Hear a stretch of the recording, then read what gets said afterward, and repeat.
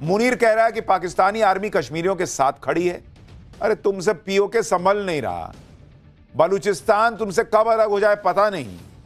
तुम्हारे इस्लामाबाद में मस्जिद के अंदर लोग मर गए, खून खराबा हो गया, इस्लामाबाद में इमरजेंसी लगानी पड़ी है, तुम कश्मीर लोगे। अभी मारा था ना भारत तुमको जी। इन भिखारियों से अपना घर संभलता नहीं है, बातें कर रहे हैं कश्मीर लेने की। कोई भी आकर इन्हें इनकी राजधानी में ठोक कर जा रहा है, उसको तो रोक नहीं पा रहे हैं। और आतंकियों की रैली और परेड जरूर निकाल रहे हैं, आतंकियों से भारत और मोदी को धमकी जरूर दिलवा रहे हैं। पाकिस्तान कैसे खून खून हो रखा है। मुनीर एंड कंपनी पीओके में आतंकियों का जमावड़ा लगाकर क्यों बैठी है, वो क्या नई धमकी दे रहे हैं। इधर मोदी ने कश्मीर में किसे बॉर्डर पर भेज दिया है, मोदी क्या करने वाले हैं। इस्लामाबाद में ये बड़ा ब्लास्ट किसने करवाया है, ये सब आपको दिखाऊंगा। लेकिन पहले जो आज हुआ है पाकिस्तान के अंदर, उसकी एक झलक देखिए।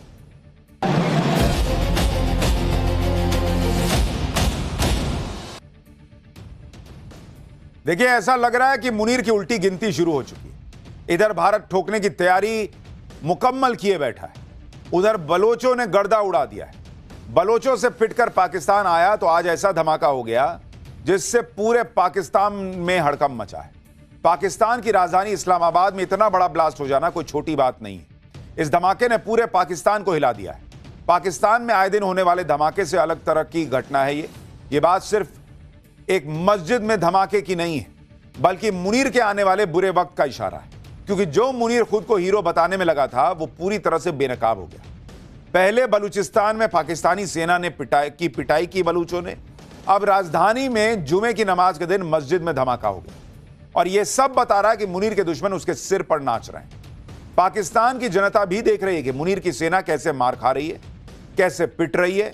मुनीर ये सब संभाल नहीं पा रहा तो वो आतंकियों की रैली करवा रहा है, पीओके में आतंकी भेजकर माहौल बना रहा है, कश्मीर को लेकर सॉलिडारिटी डे मना रहा है। शहबाज मुनीर पाकिस्तान की पब्लिक को कश्मीर पर कब्जे का फर्जी सपना बेचने लगे।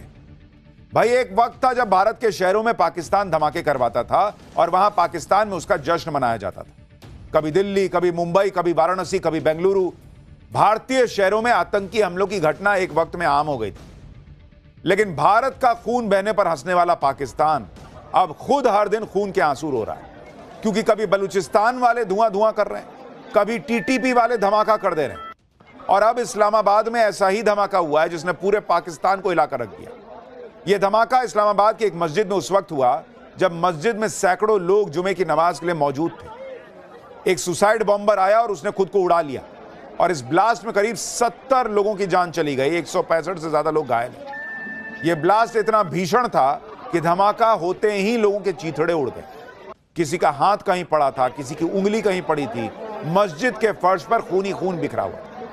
आप सुनिए धमाके के बाद वहां के चश्मदीदों ने क्या बताया, फिर आपको बताऊंगा कि कैसे इस धमाके की गूंज मुनीर को सोने नहीं दी। ये आप तस्वीरें देखिए, एक बार फुल फ्रेम दिखाइए किस तरह से वहां पर अफरा तफरी मची हुई है। डेड बॉडीज पड़ी हुई हैं जो हम आपको दिखा नहीं सकते, ऐसे हालत में है, इसलिए हल्का धुंधला किया वो हिस्सा।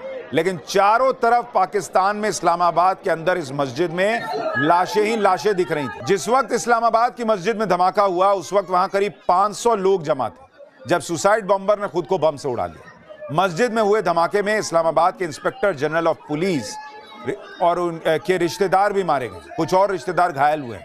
यह धमाका इतना बड़ा था कि पंजाब में पाकिस्तान की मुख्यमंत्री मरियम नवाज ने बताया कि उन्होंने 25 एम्बुलेंस मदद के लिए इस्लामाबाद भेज दी। मस्जिद में हुए धमाके के बाद से पूरे पाकिस्तान में खलबली मची है। इस्लामाबाद के बाद रावलपिंडी में हाई अलर्ट घोषित कर दिया गया है। चप्पे चप्पे पर वहां सिक्योरिटी बढ़ानी पड़ी है।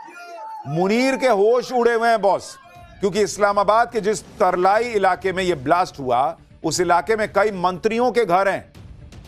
हाई सिक्योरिटी इलाके में ब्लास्ट हुआ है। कई हाई प्रोफाइल लोग उस इलाके में रहते हैं जहां पर यह ब्लास्ट हुआ है। खुद पाकिस्तान के संसदीय कार्य मंत्री तारिक फजल चौधरी का कनेक्शन भी इसी इलाके से है। इसके अलावा इस्लामाबाद के बगल में ही रावलपिंडी है जहां की मुनीर की सेना का हेडक्वार्टर है। मुनीर वहीं बैठता है। इसलिए कहा जा रहा है कि जब मुनीर के दुश्मन इस्लामाबाद तक पहुंचकर बॉम्ब ब्लास्ट कर दे रहे हैं तो रावलपिंडी पहुंचने में कितनी देर लगेगी। पाकिस्तान में इस्लामाबाद की जिस मस्जिद में धमाका हुआ वो एक शिया मस्जिद थी। यह धमाका इस्लामाबाद की शिया मस्जिद खदीजत उल कुबरा में हुआ है। बताया जा रहा है कि यह इस्लामाबाद में हाल के सालों का सबसे बड़ा धमाका है। चश्मदीदों के मुताबिक मस्जिद के मेन गेट पर ही सुसाइड बॉम्बर को रोका गया। उसी दौरान उसने खुद को बॉम्ब से उड़ा दिया। वहीं एक और चश्मदीद ने दावा किया कि पहले हमलावर ने गोलियां चलाई, फिर खुद को बम से उड़ाया। पाकिस्तान में इस ब्लास्ट से मुनीर की भद पिट रही है, क्योंकि जो मुनीर फील्ड मार्शल बनकर घूमता रहता है, उसकी नाक के नीचे उसके दुश्मन धमाके कर रहे हैं। यह भी देखिए कि पाकिस्तान में यह ब्लास्ट तब हुआ जब उज्बेकिस्तान के राष्ट्रपति 2 दिन के पाकिस्तान के दौरे पर आए हुए थे और इस्लामाबाद में ही मौजूद थे। यानी इधर इस्लामाबाद में उज्बेकिस्तान के राष्ट्रपति की मेहमान नवाजी चल रही थी, उधर इस्लामाबाद में धमाका हो गया। जिस वक्त उज्बेकिस्तान के राष्ट्रपति को पाकिस्तान अपना सर्वोच्च नागरिक सम्मान निशाने पाकिस्तान दे रहा था, उसी वक्त इस्लामाबाद में हाल के सालों का सबसे बड़ा धमाका हुआ। इस धमाके को लेकर पाकिस्तान के लोगों में बहुत गुस्सा है। लोग कह रहे हैं कि क्योंकि शिया मस्जिद में धमाका हुआ, इसलिए वहां की मीडिया इसे ज्यादा कवर नहीं कर रहे। लोग पूछ रहे हैं, ये देखिए एक और वीडियो आ गया है, ये देखिए किस तरह से ब्लास्ट हुआ था, उसकी एक लेटेस्ट तस्वीर आ गई है। थोड़ी देर पहले ये तस्वीर आई है, इससे आपको धमाका दिख रहा है, दिखाइए जरा।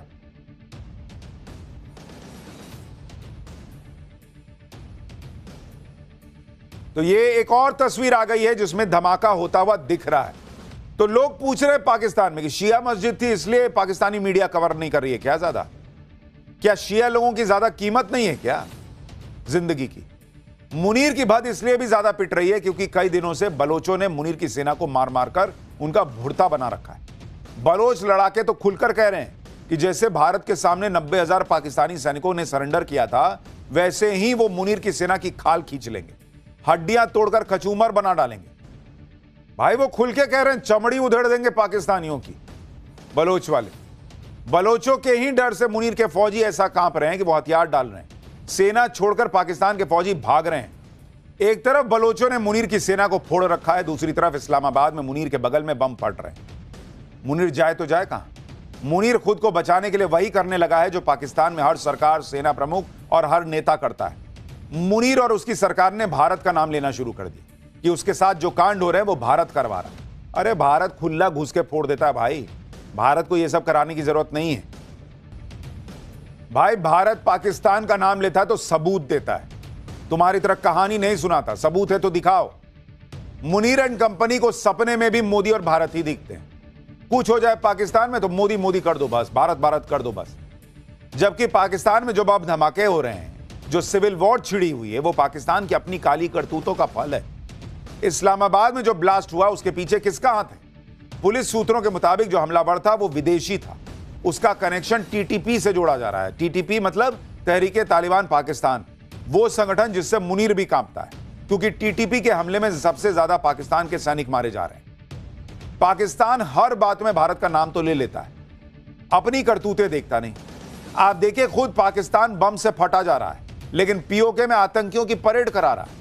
जिस वक्त इस्लामाबाद में बम फट रहे हैं, उसी वक्त पीओके की गलियों में मुनीर के आतंकी रैली निकाल रहे हैं। ये सुधरता नहीं है भाई।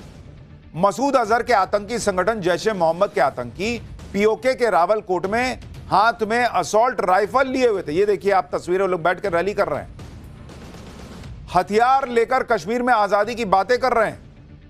जैश की इस रैली में मसूद अजहर का टॉप कमांडर मुफ्ती मसूद इलियास कश्मीरी भी मौजूद था। इसके अलावा जैश का कमांडर मौलाना अब्दुल मतीन, मौलाना इफ्ती हुसैन, रहमान उस्मानी जैसे आतंकी यहां मौजूद थे। आप देखिए कि कैसे पीओके में आतंकी रैली निकाल रहे हैं, फिर बताता हूं कि वहां कह क्या रहे हैं लोग। इधर जैश के आतंकी रैली निकाल रहे हैं, उधर लश्कर के आतंकी भी भारत के खिलाफ जहर उगल रहे हैं। बुजुर्ग तो निपट गए, यही सोच रखोगे, यही हरकत रखोगे, तुम भी निपट जाओगे। इधर पाकिस्तान में ब्लास्ट पर ब्लास्ट हो रहे हैं।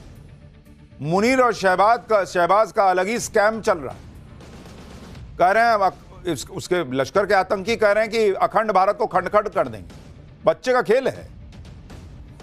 और मुनीर शहबाज का स्कैम सुनिए, इनसे देश नहीं संभल रहा है, लेकिन अपनी आवाम को कश्मीर वाला सपना बेच रहे हैं। आप इनकी हरकतें देखिए, लोग कैसा कैसा तमाशा कर रहे हैं। शहबाज और मुनीर मिलकर कश्मीर सॉलिडारिटी डे मना रहे हैं। शहबाज शरीफ पीओके की असेंबली में जाकर कश्मीर पर भाषण दे रहा है। मुनीर बॉर्डर पर जाकर अपने सैनिकों से मिल रहा है और कश्मीर की बातें कर रहा है, क्योंकि इनको और कुछ समझ में नहीं आता भाई। उधर बलोच मार रहे हैं, घर में ब्लास्ट हो रहा है, अर्थव्यवस्था जो है वो जमीन में धंसी जा रही है, कुछ नहीं मिलता तो कश्मीर कश्मीर करो या मोदी मोदी करो, पब्लिक इनकी उसी में खुश रहती है। दोनों मुनीर और शहबाज कह रहे हैं कि जल्द ही कश्मीर पाकिस्तान का हिस्सा होगा।